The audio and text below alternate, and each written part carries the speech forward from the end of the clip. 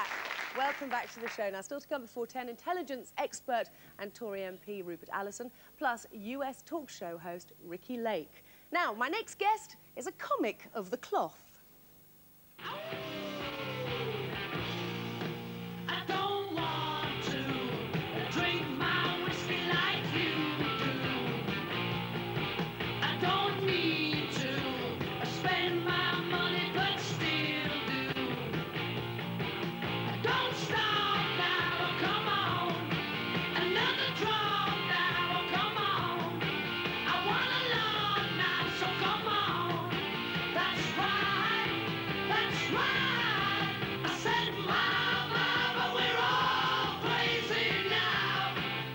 Ladies and gentlemen, Dermot Morgan.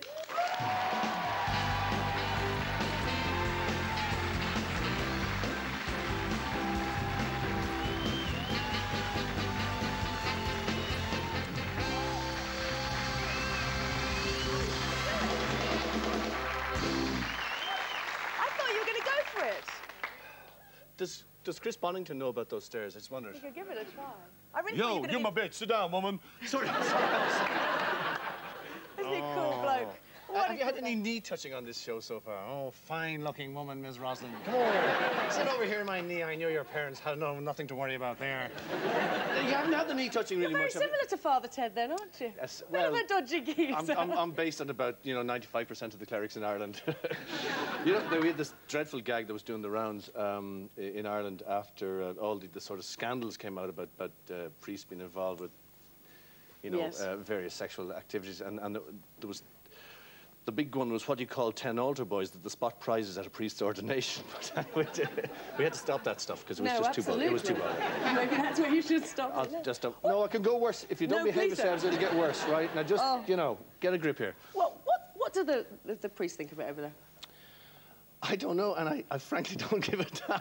I mean, I survived the cliched Catholic Irish upbringing, so whatever they think about it, I can tell them what I think about them if they ever want to know. What do you mean you survived? You started well, I mean, to be dragged up, in the sort of the Catholic ethos it's scary, I mean, it's like sort of moral fascism. Nobody can handle that stuff. You can't really believe you're going to be damned forever if you do something wrong. I have to tell you this because it's actually true. One of the great joys of doing TED, though the intention behind it isn't particularly satirical, it's just Arthur Matthews and Graham Linehan having a laugh. For me, one of the joys of it is kind of like therapy. It kind of, it's catharsis. It gets all that clerical stuff out of my head. But I used to take it all very seriously. And when I was quite disgracefully late in my teens, all the other guys had, experimented with sex, albeit on their own. And I hadn't. I really had tried. No, it was the one thing I was sure was a mortal sin is if you touched yourself. Now, at this stage, of course, I didn't realise the Bishop of Galway was shagging his first cousin. But I was, and because, my friend would be saying, help me, touch me. All the other boys are touching their parts. I can't. I'm a Catholic. I have no hands. You're going to have to help me. I can't! Leave me alone, you bastard! Please! How can you pull a woman if you can't even pull yourself? This is really true. And the worst thing, and eventually, at, quite late in my life, about 37, not after long, I succumbed, to the temptation because, he just ordered me. I have taken over dual controls. And it happened, I always recall it happened on a Friday night, and it was just, I didn't really know what it was to be damned, to be in eternal damnation, though, not touching myself was hell up to that anyhow. And then it happened, and it was a wonderful feeling, and then suddenly, oh, shit, no, that's it. If I'm hit by a bus, I'm down. I'm in the old crackly, crinkly place for all eternity, very hot, no air conditioning. What am I going to do? And I'll have to go to confession. And it was a Friday evening, and the next time I could go to confession was on the Saturday. There was a Saturday session of confession, which ran from like 11 to 1. So I was sitting there, what am I going to do? Well, I'm never going to do this thing again, ever. However, if I was to get caught now or hit by a bus, I'm going down anyhow for eternity. So how many eternities can you do? So I decided I was going to pack in all the self-interference I could. From Friday tea time, I remember this. I was trying to study for exams, flunked that. And I left it to the last confession you could possibly make, which is like at 1 o'clock. And I think I set up a record. I really did. A team of paramedics had to carry me into the last confession. And it wasn't the last time either, but... but what I'm saying to you is that, you know, imagine doing all that stuff in your head because of the priest, so, and at the same time as they were doing all this other funny stuff themselves. So is that when you put it all behind you? I mean, I'm talking about the confession, all the... No. There'll be no smosh. No. Is that when you just put... No, I think you're always putting... I mean, there's nothing worse than the... I think one of the newspapers described me as spectacularly lapsed as a Catholic.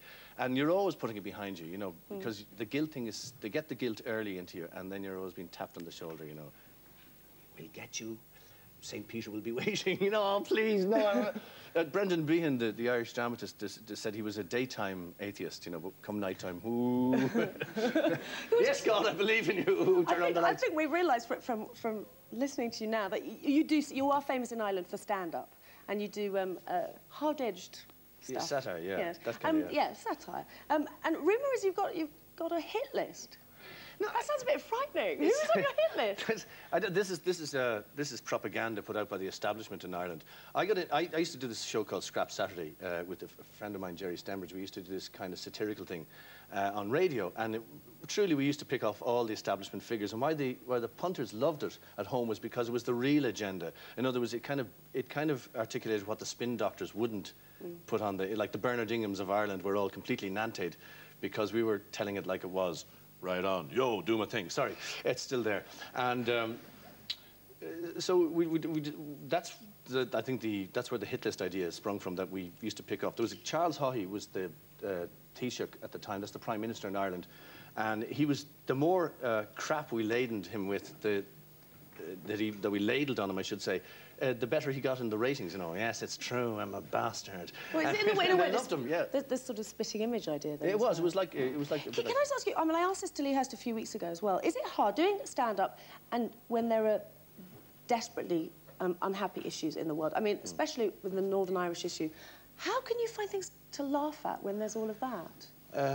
Well, I mean, the interesting thing, if you get into a taxi in Belfast, they have developed an extremely good black humour, which they have to, you know, and you're in Belfast and you're walking on eggshells. Not at all. A guy told me one there, he said, did you hear about the two provos? He said they hijacked the car and it broke down on them, so they got it and they hubcapped it. You know, it's kind of a really bizarre thing to do, you know. So they don't, I think they, you know, you can, that is true that you can cope with stuff with humour, you know, it's like whistling past a graveyard. No, I mean, there are things, some of that stuff where priests were involved with altar boys and things like that, you know, laughter was a weapon in that situation. People would make jokes about that in Ireland, and yet if they thought about the individual tragedies of the people who were abused, you couldn't possibly entertain having a gag about it. But it's just a way to kind of push the bad stuff aside and laugh to yourself. You've certainly made us laugh tonight. Thank you very much. Dermot Morgan.